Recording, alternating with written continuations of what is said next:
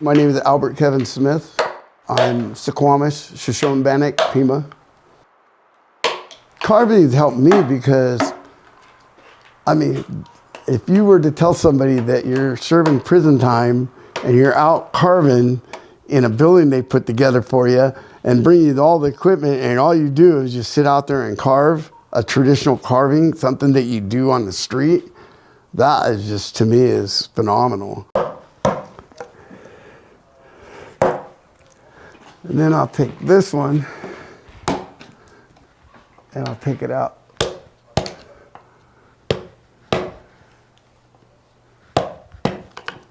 And then I flip it that way.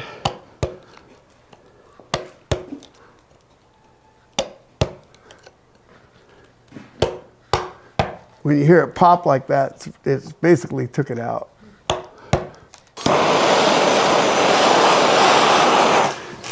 And this here water wet rag keeps the stuff that's already on there, you know, it keeps it shiny. I'll tell you, this is hard in prison because in prison you're dealing with a whole different kind of personality.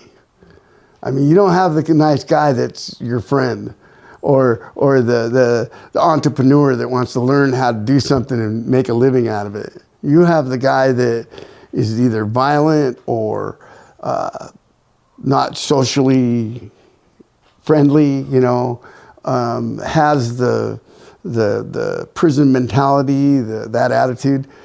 I don't have that attitude. I don't think that way. I think openly. I think I have no. I don't care what race you are. I don't care who you are. It doesn't matter to me. As long as you don't come out here and cuss and all that, I don't care. I have no barrier. There's no barrier between me and anyone else.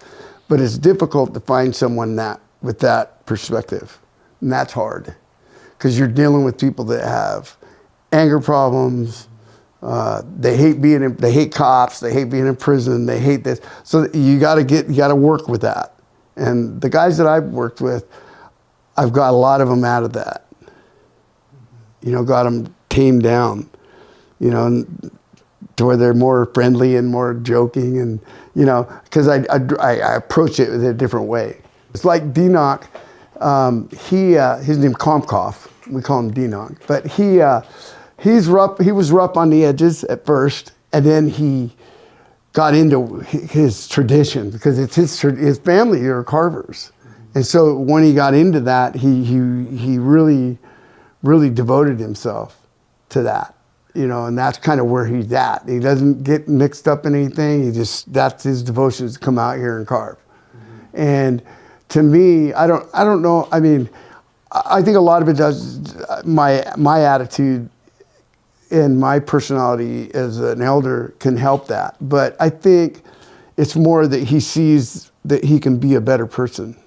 I think he sees more of himself doing something than me saying, hey, do this or do that. I don't really do that. I just show them how to do it, you know, and say, you got to work with this and whatnot. And then I let them do it. And if they make a mistake, I just fix it. I'll take this marker, and this way when he's talking about, I'll take this marker and I'll go just like this. Because in my eye, I know what has to happen. And then I have to know what. Yeah. You have to read his mind a little bit. Yeah, that's the part that, exactly. Yeah, that's where the uncle comes in. Yeah. That's what my uncles did. And so basically what's going to happen here, you don't see it right now, but all of this goes away. All that goes away. And all of this goes away. Because this beak has to sit out about that far. And then what I'm going to do is these come off, and these will be arms that go like this.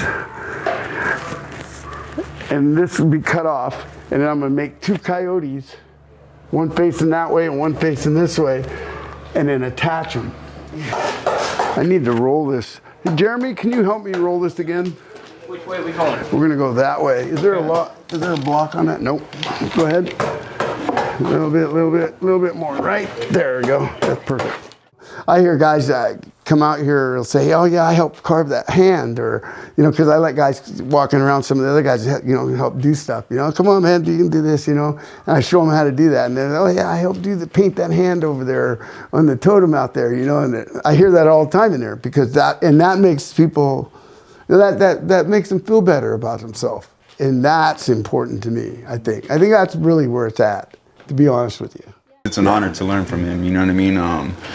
My uncle's the only one that taught me, you know what I mean? And early on we got separated, so to be able to come here, you know, after all this time and be able to learn from an elder, you know what I mean? In the situation that we're in, you know what I mean? It's an honor and it's a blessing, you know, so, and it's good, you know what I mean?